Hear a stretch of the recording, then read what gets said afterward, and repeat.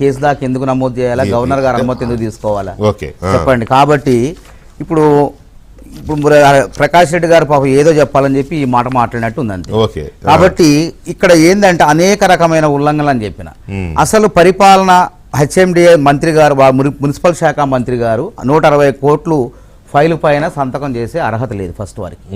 అదేవిధంగా హెచ్ఎండిఏకి 10 కోట్లు అంతకు మించి అనుమతి లేదు చైర్మన్, ఒకవేళ ముఖ్యమంత్రి గారు చేయడానికి కూడా అవకాశం లేదు, ఎన్నికల సంఘం అక్కడ ఉన్నది. కాబట్టి అదేవిధంగా ఆదాయ పన్ను శాఖ కూడా వాళ్ళ ఐటీ వాళ్ళు కూడా 8 కోట్లతో పాటు ఇంకా 16 కోట్లు చెల్లించాలని చెప్పి మళ్ళీ నోటీసులు ఇచ్చారు ప్రభుత్వానికి. అనేక రకమైన ఉల్లంఘనలు వాస్తవాలు మాట్లాడితే వాళ్ళు ఉల్లంఘించారు కాబట్టి నిబంధనలు ఆర్థిక పరమైనటువంటి నేరం కళ్ళ ముందు కనపడదు. ఎన్నికలు జరిగేటప్పుడు ప్రైవేటు సంస్థకు బదలాయింపు అంటే పరోక్షంగా వీళ్ళకి ఆర్థిక పరమైన అవసరాలు, ఎన్నికల్లో ఖర్చు పెట్టడానికి అవసరాలు ఉంటాయి.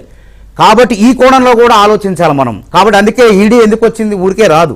ఏసీబీ చెప్పంగలోనే ఈడీ వాళ్ళు వచ్చేది. ఇది మనీ లాండరింగ్ ఏమైనా జరిగిందా, ఈ 55 కోట్లు ఈ ప్రైవేటు సంస్థకు దాని కింద FIO ఫార్ములా 1 రేసు నిర్వహించే సంస్థ కింద సంస్థ ఇటువంటి ఒప్పందాలు జరగక ముందే పోయింది. కాబట్టి ఆ జేబుల నుంచి ఇంకెవరన్నా అక్కడి నుంచి ఎటన్నా వచ్చినాయి ఆలోచనలు కూడా ఈడీకి వచ్చినాయి అంటే తప్పకుండా ఇందులో నేరం జరిగింది. ఇందులో ఎంతటి వాళ్ళైనా తప్పించుకోలేరు. చట్టానికి కేటీఆర్ ఏం అతిథులు కాదు, అందరూ సమానులనే భావన కలిగించే విధంగా కాంగ్రెస్ ప్రభుత్వం పోతుంది. ఇందులో కక్ష సాధింపు చర్యలు అనేవి లేనే లేవు.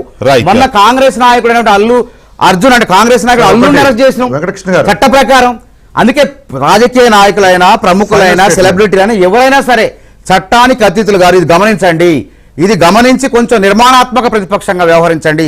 మీరు చేసిన ఆధారాలు ఇప్పుడు ఒక వ్యక్తిని హత్య చేస్తే ఐ విట్నెస్ జడ్జి ముందు గారు నేను చూడలేదు అని అంటే ఆ కేసు కొట్టివేస్తారు. కానీ వాళ్ళు డాక్యుమెంటల్ ఎవిడెన్స్ ఉన్నాయి, ఇక్కడ తప్పించుకుపోవడానికి అవకాశం లేదు. ఈ డాక్యుమెంటల్ ఎవిడెన్స్ లేకపోతే ఇలా హైకోర్టులో సంపూర్ణమైనటువంటి ఊరట కేసీఆర్ గారు లభించేదే. కాబట్టి ప్రభుత్వం అనేది చట్టపరంగా అయిపోయేది, అసలు పూర్తిగా అయిపోయేదే. ఇందులో బలం లేదు. ఇంకా కావాలా చెప్పారుగా మొత్తం. ఫైనల్